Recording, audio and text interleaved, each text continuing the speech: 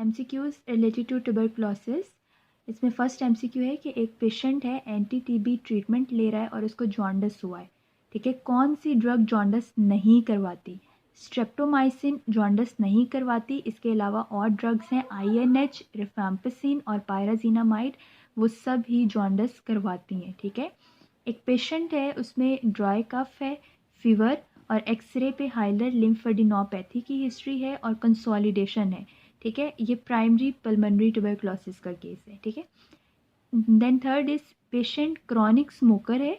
ठीक है, और उसमें प्रोडक्टिव कफ है, कफ के साथ ब्लड स्टेन्ड स्पुटम आ रहा है। तो इन्वेस्टिगेशन क्या करवाएंगे? सबसे पहले, क्योंकि स्पुटम की हिस्ट्री बताई हुई है, तो स्पुटम को ही एग्जामिन करेंगे। ठीक है, ऑप्शन में एक्सरे भी था, लेकिन यहाँ पे ऑप्शन में चूंकि कफ के साथ स्पुटम की हिस्ट्री दी हुई है, इसको ही एग्जामिन करेंगे।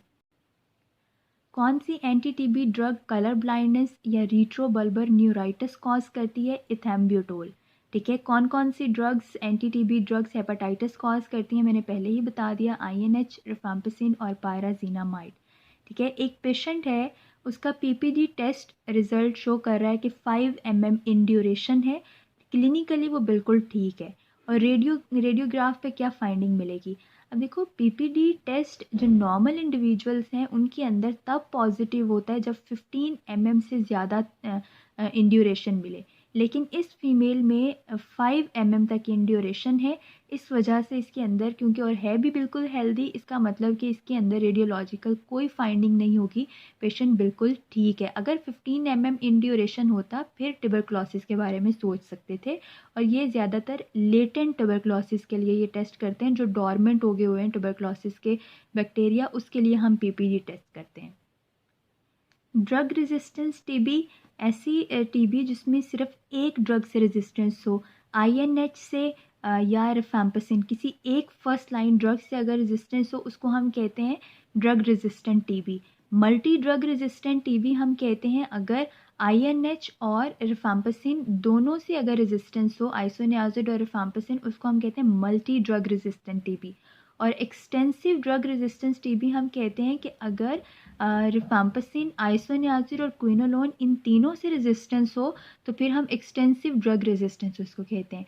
एक्सटेंसिव ड्रग रेजिस्टेंस में कोई भी सेकेंड लाइन ड्रग हम लोग दे सकते हैं, क्योंकि फर्स्ट लाइन तो सबसे रेजिस्टेंस हो गई है पेशेंट में, तो कोई भी सेकेंड लाइन ट्रीटमेंट के लिए देंगे।